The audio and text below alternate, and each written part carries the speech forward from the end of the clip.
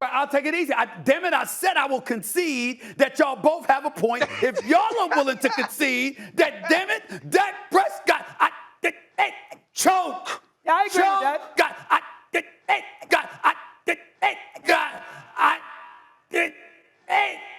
Choke. And the producers, 100%. Could you take a picture of my hand? Could you zoom in on my hand, please? This is Lamar Jackson coming to Super Bowl. This is Dak Prescott. What? What?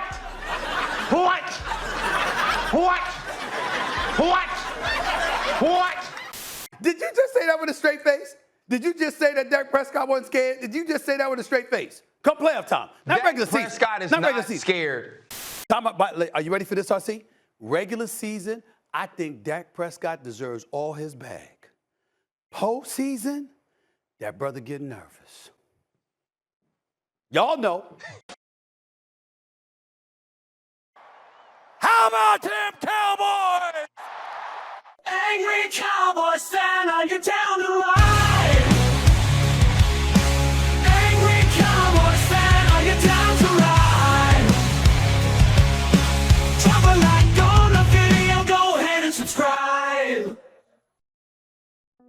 What's going on, Cowboy Nation and Angry Cowboy fans around the world? Y'all know who it is. It's your man, the Angry Cowboys Fan, blown away at the negativity, the negative glee that these talking heads exhibit about our Dallas Cowboys. In this video, Cowboys Nation, I gotta touch base on yesterday's segment of First Take. Stephen A. Smith, Molly Qerim, Ryan Clark, and Chris Mad Dog Russo had to up the ratings for when Stephen A. Smith was gone and Molly Qerim was steering the show into an iceberg. Every time the ratings get a little ding in them, you gotta bring them back up by talking about the Dallas Cowboys and the Dallas Cowboys versus the world in a segment. This segment pitted Dak Prescott up against Baltimore Ravens quarterback Lamar Jackson. So we're gonna take a listen to the 3 clips that I got for y'all, and then y'all know what we're gonna do after that. We're gonna come back and unpack this raw and uncut. So, Angry Cowboys fans, let's go ahead and take a listen to Ryan Clark. Yeah, so I'm going to go Lamar Jackson, and here's why. Expectations are the greatest breeding ground for disappointment. There's no quarterback that has higher expectation based on their level of regular season play than Lamar Jackson. Is Dak Prescott a really good quarterback? Absolutely. Has Dak Prescott come up short in big moments in the playoffs? Absolutely. But Dak Prescott doesn't have a all-time great trajectory. Lamar Jackson does. The first time Lamar Jackson started in college, he won the Heisman Trophy. His first full year starting in the NFL, he won the MVP. That's 2 MVPs for Lamar Jackson, right? And so now when you get into the playoffs and you beat the Houston Texans and you get an opportunity to play the Kansas City Chiefs, who had their worst team of all the teams that's won a Super Bowl, you got to show up. And you not only have to show up, you got to at least be who you were in the regular season. We're not asking Lamar Jackson to raise his level of play because we've seen him play at such a high level. There were times last year and most of last year where you said the quarterback of the Baltimore Ravens is better than the Kansas City Chiefs, and that's why the Baltimore Ravens are a better team than the Kansas City Chiefs. He had a chance to prove it. You know, I like what Ryan Clark had to say, but I would beg to differ that Lamar Jackson has had more pressure on his plate compared to Dak Prescott. When Lamar was jockeying for position with his contract, you had the vast majority of Ravens fans screaming to pay the man.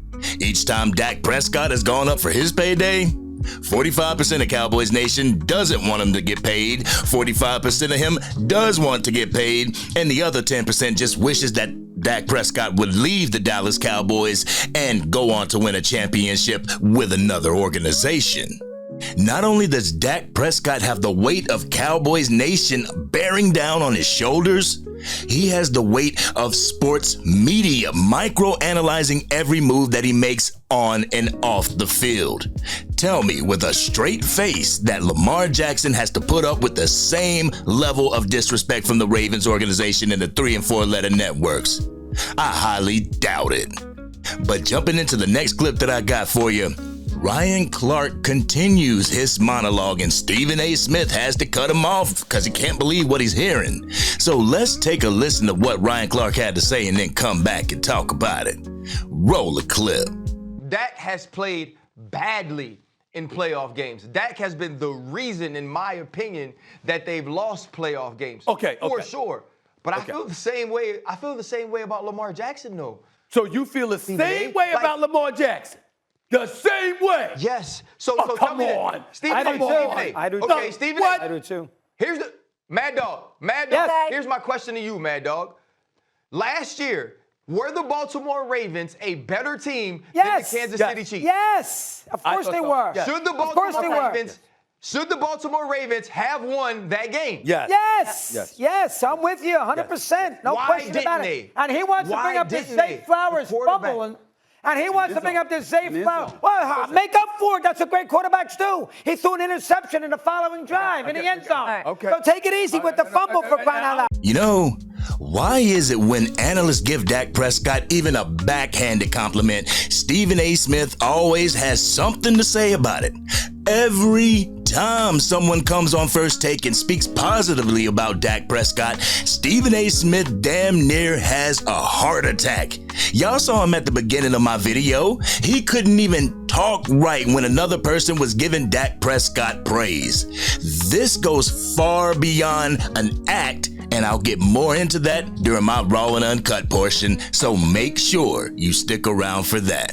In the last clip that I got for you, Molly Qerim commands the floor to do the same old song and dance. I don't even have to describe what's coming up because y'all already know.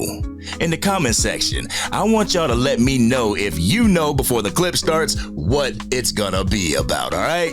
So let's go ahead and roll this clip. Tell me this. You do. Tell me this. No, Hold on. Game on the line, Super Bowl. Who do you want?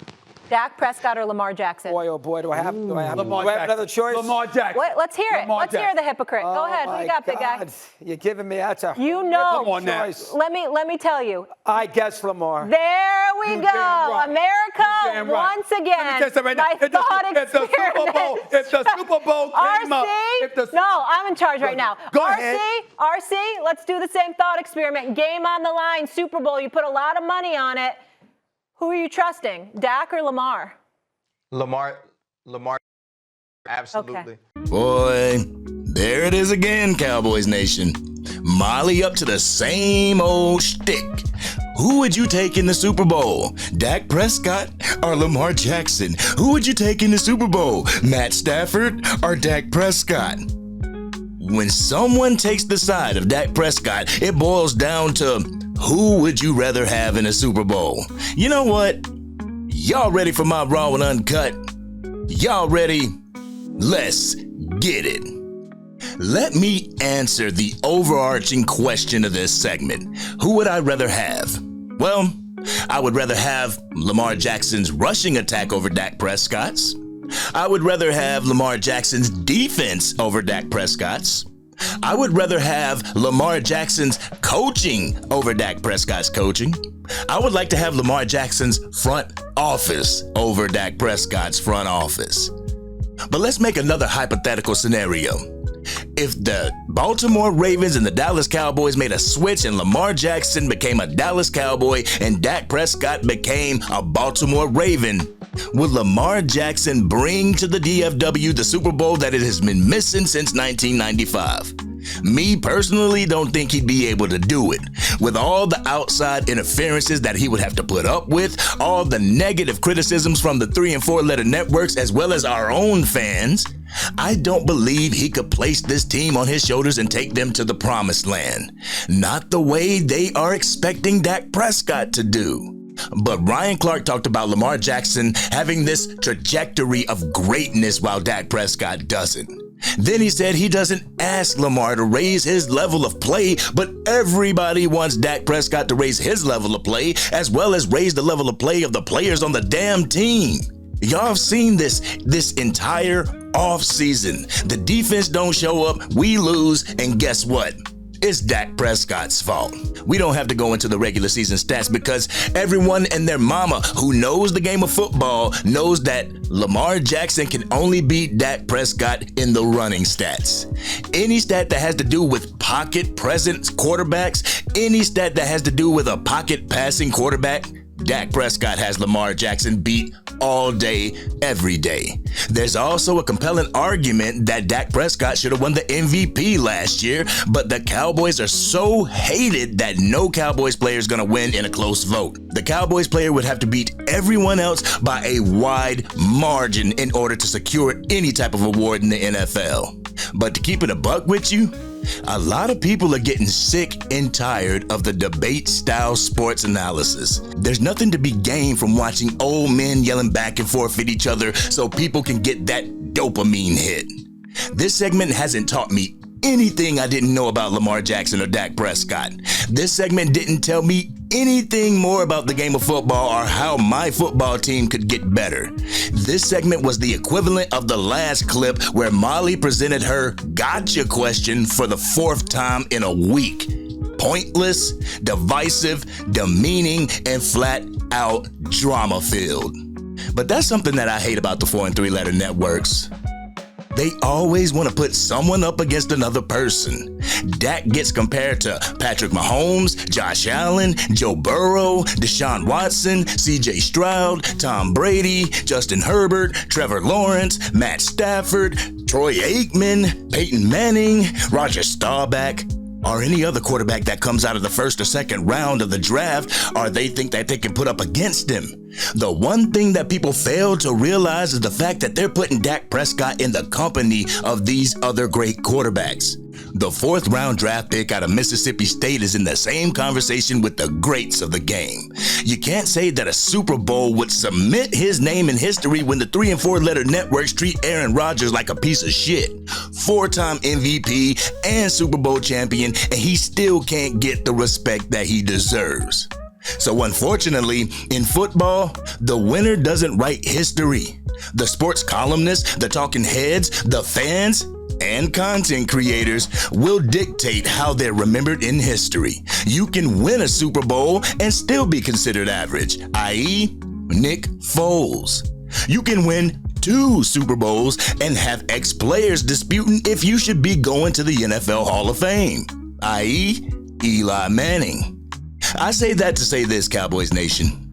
If the Dallas Cowboys quarterback is not completely dominating an era, he will get degraded and demeaned by the 4 and 3 letter networks if it fits their agenda. The Dallas Cowboy quarterback, Dak Prescott, fits the agenda perfectly. That's why they're always talking about him. That's why Dak will never get the credit that he deserves. And that's why you have someone like me or the rest of the wonderful Cowboys content creators you have on social media giving you that raw and uncut. You will never hear me tell you to only come here for your one-stop shop for Cowboys information because I know you will be in great hands with the people that I refer you to. And last but not least, that's why the sports debate show is a dying art form. That's why you see more talking heads coming over to the podcast platform because they know people are checking out of having to endure 3 hours of yelling and screaming and having your team misrepresented. So Molly's question, the same question that she's had for the past week or so, that's indicative of how these talking heads talk shows go. The same damn drama, the same old topics spun around and served on a different plate for the masses to consume. This has been your man, the Angry Cowboys Fan. What did you think about what the crew of First Take had to say? Do you agree or disagree with my assessment? Let's have an adult conversation in the comments section. If you're digging the content and want to help get it out to even more Dallas Cowboys fans, drop a like on the video and share it with your friends who are Cowboys fans. If you are DC for life and see the light at the end of the tunnel with training camp starting, hit that subscribe button. Hit the bell so you can be notified whenever I go live, release a video, or a podcast episode. And ACF family, we are currently 2,047 subscribers away from our goal of 10K before the start of the regular season. I need your help in reaching our goal, so please hit that subscribe button and join the ACF family as we cheer on our Dallas Cowboys for the 2024 season and beyond. The reason why sports fans show each other hatred and go against each other so much is because it's promoted on ESPN and FS1. The continued versus matches that they put up only helps one while discrediting the other. So if Stephen A. Smith is gonna call them brothers, then act like it instead of instigating the division. This has been your man, the Angry Cowboys Fan, and I'm out.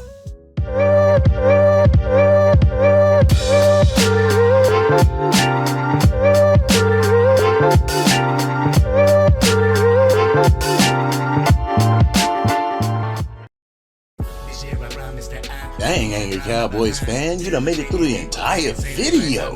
But if you want more content, you can definitely go to this video right here. Or if you want the latest episode of the Angry Cowboys Fan podcast, you can go right here. But whatever you do, like, share, and subscribe to the channel, but remain DC for life.